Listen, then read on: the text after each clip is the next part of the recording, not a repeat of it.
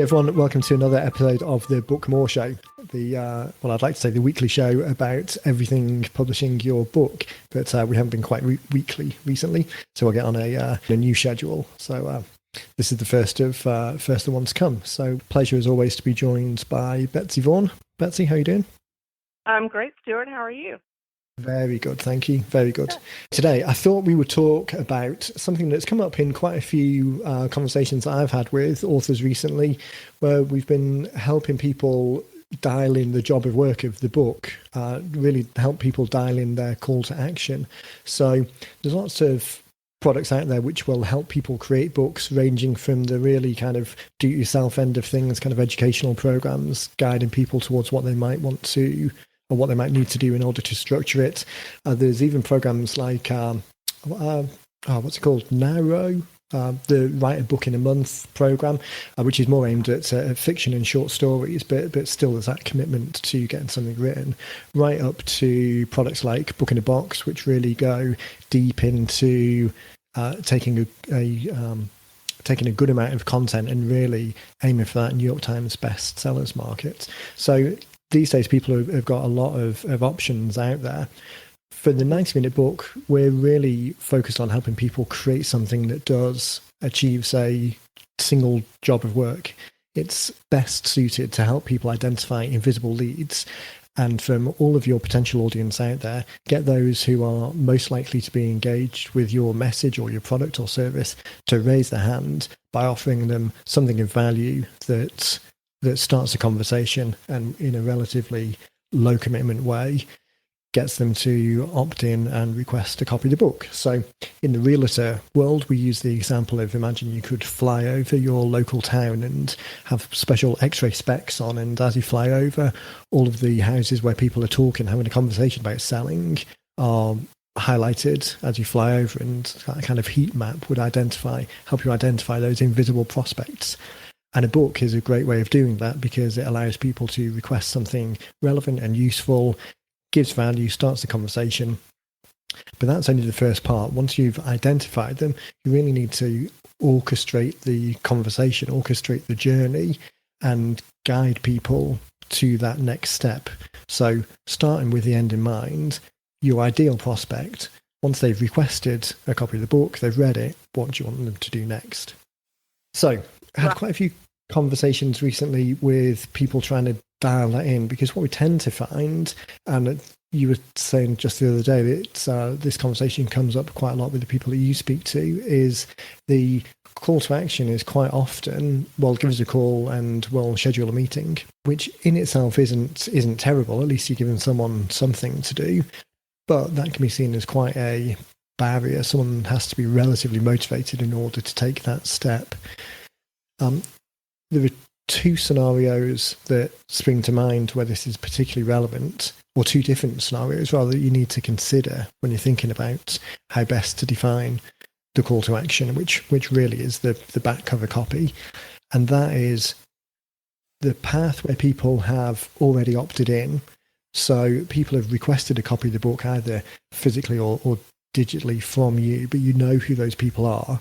And the job of work of the back cover copy is then to encourage them, to compel them to take the next step. And the other path, which is more valid for some people than others, is in the physical book sense. So this is where you don't necessarily have the person's contact details before they're reading the book. So you don't have a way of having a conversation with them. They've just got a copy of the book either from Amazon is the easy one to think about, because you don't get the lead details from Amazon. People are just requesting the book.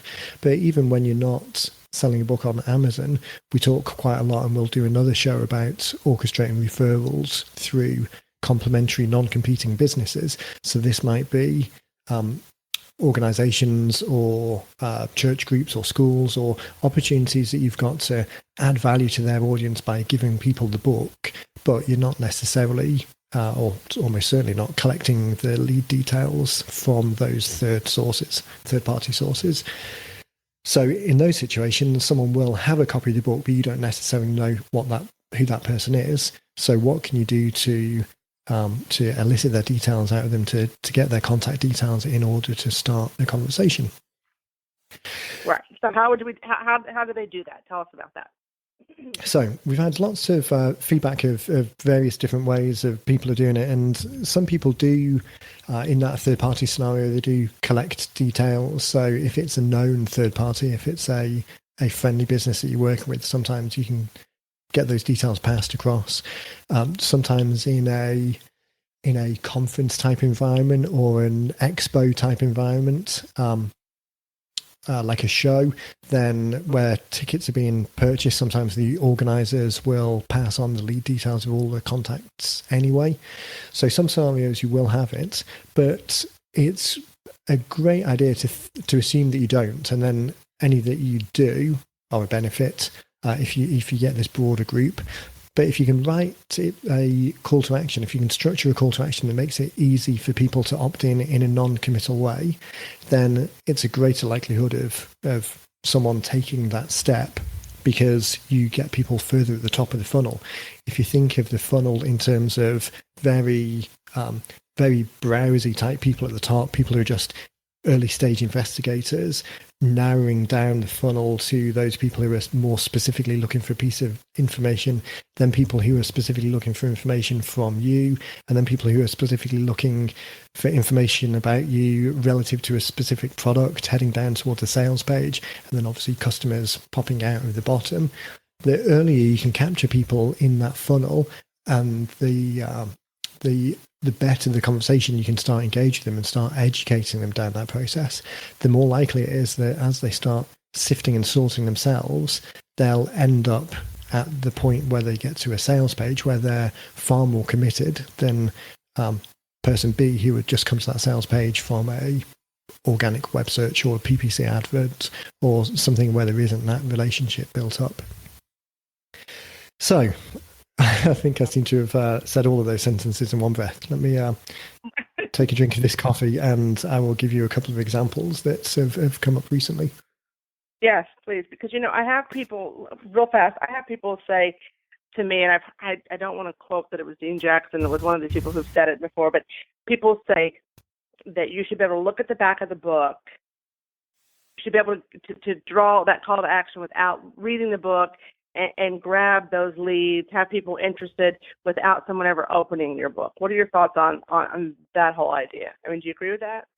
Yeah, absolutely. And it's a great point. I keep meaning to. I found I must have been early last year, if not a little before. I found an article from a publishing company talking about read rates of books. So it was talking about fiction rather than non-fiction. It was talking about the disastrously small number of actual read rates compared to the number of books purchased, and that's for that was for fiction. So this is people who actively want to be entertained. The amount of book that they actually read is relatively tiny. So there's really not that much expectation that people will read all of the information that you put in the book. The unfortunate honest truth. I mean, I just need to turn around in the office here and look at the shelf full of books, which I think I've said before, every single one of them at the point of purchase, I had 100% intent and even excitement about reading. But if you actually looked at the amount of them that I've read, I can see sticking at the top of them lots and lots of bookmarkers or scraps of paper, only about a chapter or two in, because with the best intentions, I just haven't got around to it. I think the benefit of, and this is part of the psychology of using a book as a lead generation tool, there is an authority and a leverage, and all of the good things you get from being a recognized author comes from the fact that someone has something in their hand, or even electronically to a certain degree, but has something that has all of the aura of a published book. That is a credibility and an encouragement piece in its own right. So Dean said before, and we've said on the show a couple of times, that the page that's 100% read is the front cover, and it's the front cover that grabs people's attention in the first place. That's the thing that compels people to fill in their name and email address details. That's why I think in the last show, or maybe the one before, we were talking about the heading, the title and the heading, right, really being best positioned to give the promise of a solution. So so I forget the examples that we use, but a book title of the, I use Luba as example, so that's an easy one for people to think, to conceptualize. So Luba's book, The Adult Acne Cure, talks about, or the call to action is a lead towards a device that uses blue and red light and galvanic waves to address acne. But the book is called The Adult Acne Cure. It's absolutely nails the target audience. If you're an adult with acne, that steps out to you. It's not just the acne cure, it's the adult acne cure. It's not the user's guide to red and blue light to solve skin conditions that talks about the process. The title doesn't develop the process. The title promises the solution. So front cover, promising a solution, touching the hot buttons, someone opts into that because they're projecting to their future self of wanting that outcome. It's not that they're projecting wanting more information about a process. Weight loss books tend to focus on the solution, the results, rather than the process. Whereas technical fitness books focus on the process because often that audience, it's an education-based audience. They want a deep dive on the process itself more so than the outcome. So anyway, risk of going into a whole separate show about titles. So the front cover is the page that's 100% red. In the physical world, the back cover is then the next most read page because people will pick it up and turn it over and read the back. Slightly different in the digital world, of course, because it's not displayed in quite the same way. Then the next most read page is quite often the table of contents because people want the synopsis, the overview of what the content will reveal to them. So that's why a lot of the table of contents that we focus on with people are really highlighting questions or guiding people through start to finish the problem statement, the solution, and the next step. So when you look down a 90-minute book table of contents, it's not so much random statements of what of what's in the chapter itself. It's not so much a clever, witty line about partly revealing what might be in there, because unlike a fiction book, the objective here is really to get someone from the front cover to the back, and the back is the call to action, and the content in between the front and back cover needs to lead someone on that journey, give them the confidence that you're the right person to answer their question, and a very clear next step so they can get that problem fixed. A fiction book is the product, is the book itself. You want someone to engage in the product. You want them to engage in the words on the page, where these types of books that we're talking about, you just want someone to get to the back, and the content is just the evidence to support that decision. So table of contents is the next most important thing. And again, that looked at in isolation should really guide people towards the outcome that you want at the end. Again, start with the end in mind. And the back cover then is, as you said, someone reading it without reading the content should have enough of a motivation, enough certainty presented to them that if you think of them completing an action from starting their journey, thinking about the problem that they're trying to solve, seeing the thing that you're presenting and agreeing that takes them further down that journey, that helps them make their boat go faster, it helps them resolve their problem. So a compelling title, to a back cover that is then reconfirming their belief, giving them more certainty, more credibility, more authority that the call to action, the step that they can take will take them even further towards success, towards resolution. Then the back cover should stand alone, exactly as you said, to guide people to those next steps for all of the audience that aren't going to bother really reading the book. So there's always a bit of a debate about how the back cover is obviously constrained by space. From a design perspective, you want to make it relatively straightforward and easy for people to understand. So it is very, it's really a copywriter's task to dial that message in. But you're absolutely right. Thinking about it in terms of are the words on this page compelling enough to allow people to take the next step?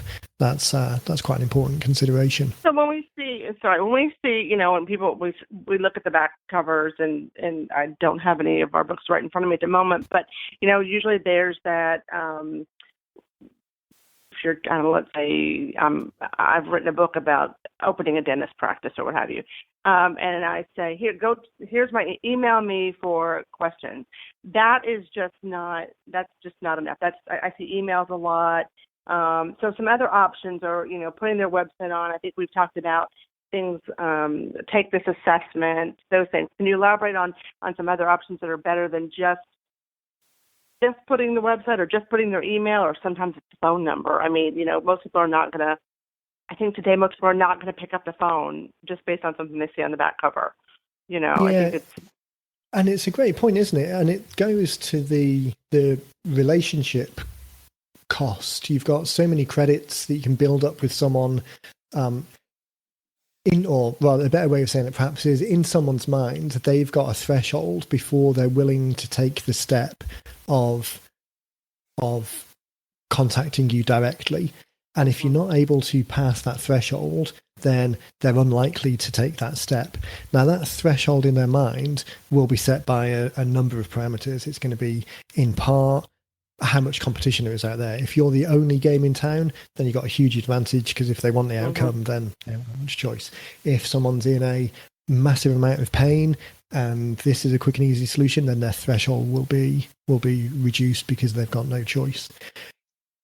But so what we're saying is the most motivated people will take that step, but the whole rest of the audience, the whole rest of the people who are reading it or engaging with it and who aren't quite at that point yet are unlikely to take that step. So sometimes, I mean, as we talk to people, the answer is always it depends, because there's a million and one elements that come into it that can vary it. So there's never one answer. So I think it's always worth including an email address and a phone number on there for people who are the hottest, for those who do want to make it. But the point that you're making there is that you shouldn't have it as the only option. If it's the only option, then it will, by its very nature, exclude everyone that hasn't mentally passed that threshold of what they're willing to do. Because at the end of the day, particularly these days, it takes a lot for someone to pick up a phone and make a call, because absolutely we're so email-based or text-based or form-based. It's really, it really seems to be the last thing that people want to do generally, is make contact with other human beings. Because, it's unfortunate, that is so true. I even have clients who will say, just shoot me a text, to answer that question. Well, that question could be, 8 inches long in a text message if I'm going to send it to you. And you know what? But I was just going to say, and with the best will in the world, we even fall foul of it internally. So we're a distributed company. We're spread out all over the country. Well, in fact, all over the world, because I'm of course in the UK at the moment. And it's so easy to get. We've got some great communication tools internally with Trello and Slack, as well as email, just to make sure that there's fantastic communications. But I would say that probably 99, well, maybe not quite, 97% of all of our communications are on one of the text-based services, so Slack or Trello or something else. And it's very easy just to get into that routine of 20 messages back and forth, when actually one phone call would have solved it. As you can tell by these podcasts. We have this fear, like with phone calls, that it's either going to take up too much time, and sometimes they do. Even, like having a call with a client today that really was probably a 47-second conversation, and it was, I was on the phone for 35 minutes, which was fine from my standpoint. But even he was like, "Wow, gosh, we've been on the phone way too long," kind of thing. And I thought, and time goes. Yeah, and time goes fast. And I think that, like you say, I think that's the challenge with expecting people to make phone calls is it's quite often seen as an open-ended commitment for both parties. And that can be a resistance, and increasingly so now where there are other options. So if you're only relying on people making a phone call, then it really is cutting out some of the audience. So a couple of the examples then that spring to mind of ways where you can perhaps better structure the back cover copy. So just to recap again, we said there's 2 jobs of work really for the back cover copy. The first one is for someone who you're in a conversation with already. They've opted in, so you know who they are. You need the back cover copy to be compelling enough to help them take the next step. And the second scenario is all of those people who you don't know who they are. So how can you capture those leads and start that conversation with them to encourage them to take the next step? So the example I'm going to use is Jim Hacking, who's an immigration lawyer. We've been working pretty closely with him. For people who haven't been listening to the More Cheese, Less Whiskers podcast, Jim was actually on the first episode of that. That actually is another podcast that I recommend people listen to. So if you go to morecheeselesswhiskers.com, and that's Dean, each week we take one person and sort of deep dive on their business for an hour, really looking for the opportunities to leverage. And there's quite a few book authors in there who've done a deep dive on how to use the book in their business. So head over to morecheeselesswhiskers.com if you haven't listened to that one. So Jim, I've been working pretty closely with Jim over the last couple of weeks. We've been doing some separate one-on-one stuff. His latest book, so his one was done last year, I think, which was based on H-1B1 visas and students then staying in the US as they need to change status. And this one that we're writing now is about bringing spouses into the US. So where someone has a partner overseas, what is the process in order to bring them across? Jim's been doing this for, I think he's been doing it, I was going to say for 20 years, but he might not be, so I don't want to unfairly age him. But they've got a great amount of experience, particularly with this, and more specifically, immigration from Muslim countries. So we were niching down in a separate piece of work, niching down to how best to help that community. So back cover copy for the spouse visa book could be in this book, or work with us, and we'll go through our 3-step processes. We collect all of your information, then we have one of our professionals assess it and contact you and do a proper onboarding, and then we walk you through the process. We hold your hand for the actual immigration process itself and do all the education you might need to make sure you're best prepared. So give us a call and we'll get you started. So that was where we started from, and that in and of itself wouldn't be terrible. At least there's clearly laying out what the process is and giving an opportunity for the hottest of prospects to reach out on a phone call or an email. But it doesn't serve the job of engaging people who aren't the hottest yet, although we've captured the leads already. And for the physical copies, it doesn't do the job of encouraging people to give us their details to start a conversation with, apart from, as we say, the hottest ones that actually want to take action now. So where we've come to in the current version, and we're just finalizing this at the moment, so it may change before we finish, but at the moment we've got 3 steps on the back. So the back cover will be a quick overview of what was in the book, restating the problem. It's bringing a spouse into the country can be a daunting prospect. There are there are many forms, all of them seemingly designed to catch you out. Without the right help and support, you can find yourself in a situation where you're adding years to the process, all because of a small administrative mistake. The 3 steps, so that really kind of highlights to anyone not reading the book, just reading the back, that yes, this is a problem that they might have. There is something they need to be concerned about. So what do they need to do in order to mitigate that, for it not to happen to them? So the 3 steps that we've got at the moment are, number 1, head over to our website and watch the videos we've got specifically walking you through the process. Number 2, download a copy of our onboarding questionnaire, and we'll play with the names on this, but download a copy of our onboarding questionnaire, which walks you through step by step all of the documents you'll need to submit the process. And step 3 is then, for the fastest possible start, get in touch and we do a 20-minute consultation with you, just to let you know if you might run into any particular problems or anything you might need to specifically watch out for. Those are great. I mean, that's great. I think those are very engaging. People want, and they'll do those things. You know, those are those are catching, and I might use that as an example with some people when having conversations coming up. Yeah, I think so, and I think once we're sort of in the process. We're probably still a couple of weeks away from getting this all finalised, but once we do, we're definitely going to get Jim to do a case study because we'll track this one quite closely because it's really a pretty nice. Niche target market that's easy for the people to understand. I think it's going to get great results from it because there's definitely a big need out there. And if nothing else, with the administrative changes now, we're on we're Thursday the 19th of January as we record. So the president changes tomorrow. With that administration, there's going to be a lot of probably going to be a lot of questions or